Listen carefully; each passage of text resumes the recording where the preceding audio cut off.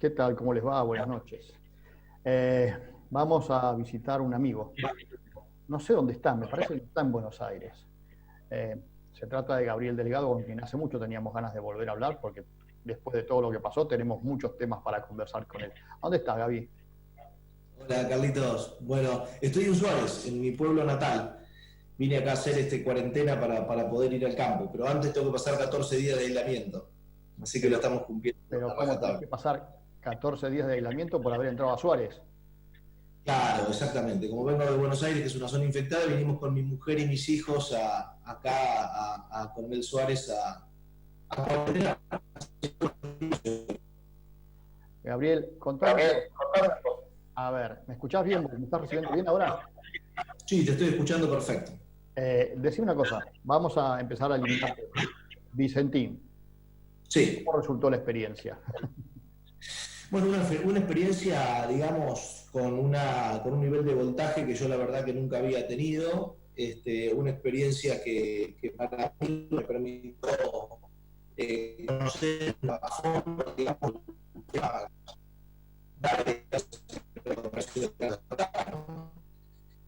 creo que el presidente Alberto Fernández, al salir por decreto, también reconoció, digamos, que era un error, porque todos advertimos que con esa reacción de la gente era imposible armar ningún esquema de recuperación.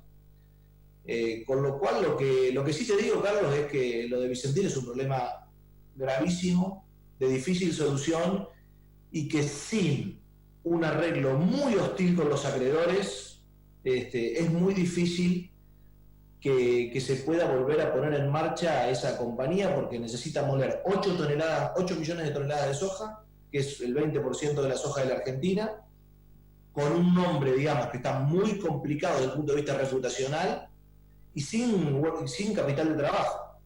Entonces, no tenés cómo hacerte de la soja, porque uno de los problemas comerciales más graves que tiene Vicentín es que en su diseño comercial no tiene la originación como parte de su compañía. Entonces, la verdad que es una situación extremadamente compleja, en donde el Estado no se retiró porque tiene un tercio de las acreencias, bueno, dependiendo de lo que verifique la FIP, finalmente no se sabe si va a ser un tercio o menos, pero la verdad es que hay un porcentaje muy importante de las acreencias que están en manos de toda la sociedad argentina, y en donde el Estado obviamente va a tener un rol preponderante, y en donde el Banco Nación ahora está llevando la voz cantante en el marco del concurso, como también lo era con la intervención, porque la intervención no se metía con el concurso. Lo que pasa es que, bueno, después la información fue tomando tal virulencia la noticia, que después la información por ahí salió para cualquier lado. Pero bueno, creo que fue una experiencia, ya te digo. La noticia del 8 de junio en el anuncio era también para hacer la declaración de IFEA, que lo de Vicentín, a ver en el discurso. Así que seguimos trabajando en voz baja en el armado de una sociedad en YPF. Y contame, y ahí te iba a preguntar, contame un poquito de lo que es YPF Agro o cuál es la idea de YPF Agro. YPF es un canal de ventas dentro de YPF, A muy ver, espérate interesante. un segundito ahí porque la gente por ahí no lo sabe, pero YPF tiene hoy una división agro Sí, sí, es un funcionando canal de ventas. Sí, sí, sí, que tiene muchos años ya. y que está Es muy exportando importante. ¿Cómo? y que exporta también. Sí, y Fasonea también. Sí, sí, sí, ya tiene una participación muy interesante YPF en el mercado de granos, y además tiene originación propia porque tiene sí una red de acopios muy grande. Así que estamos haciendo en conjunto con la gente de YPF experiencia de cuál es la mejor estrategia de seguimiento de ese departamento en tantos años de esa compañía.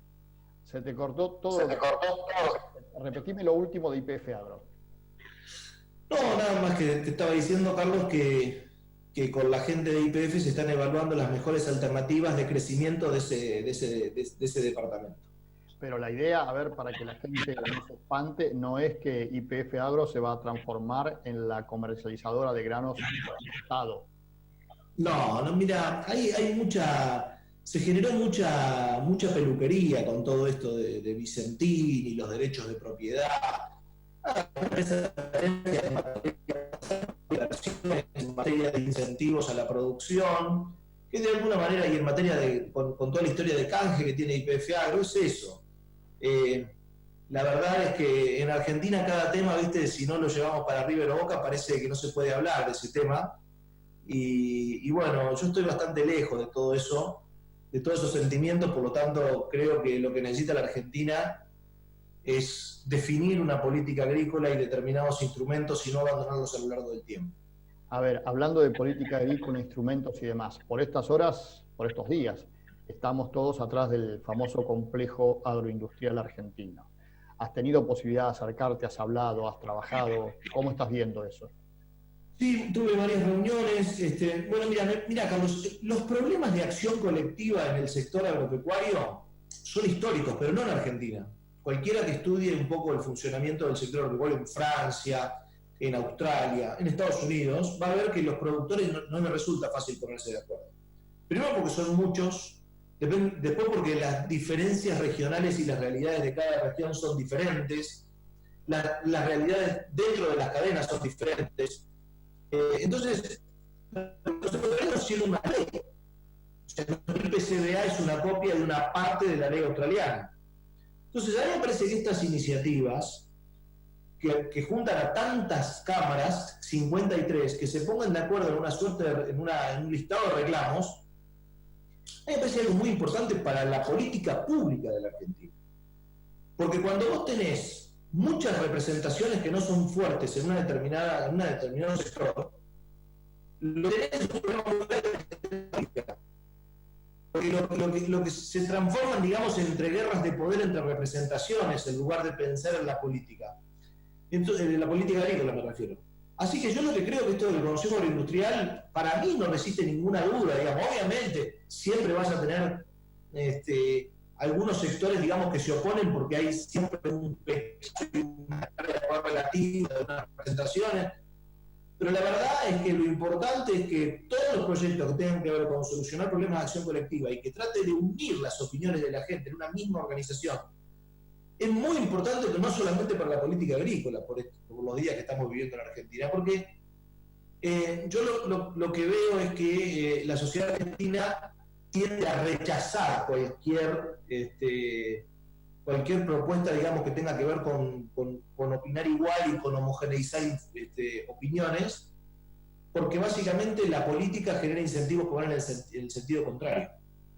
Y decime una cosa, en lo que tuviste oportunidad de ver, por ejemplo, ¿crees que es factible que lo que se está planteando como proyecto se lleve adelante en la Argentina en la actual situación? Es decir, por ejemplo, el programa de eliminar derechos de exportación, el que no tenga costo fiscal, ¿no es medio ingenuo o iluso, si querés? Mira, yo pienso que hay, digamos, primero que son 130 y pico de reclamos, ¿no?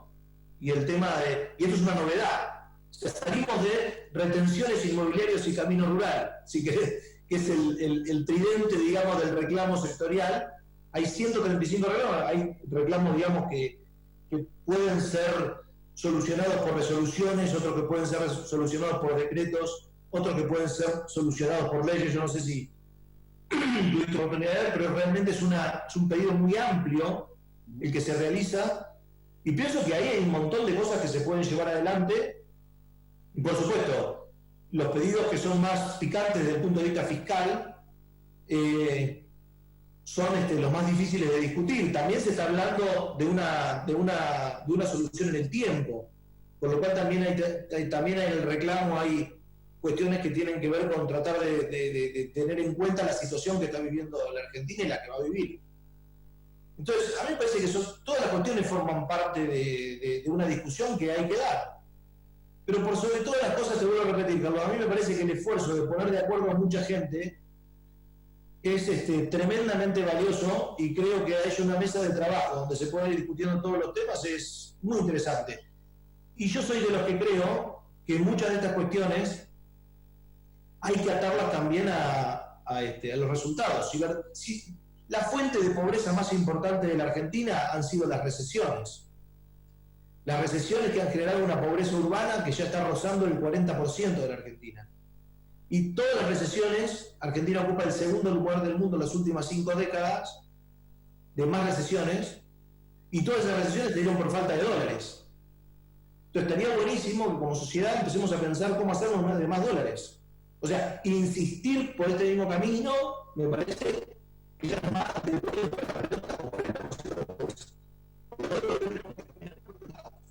Vamos, Gabriel, vamos a hacer una pausa, pues se te escucha muy mal la última parte y seguimos conversando.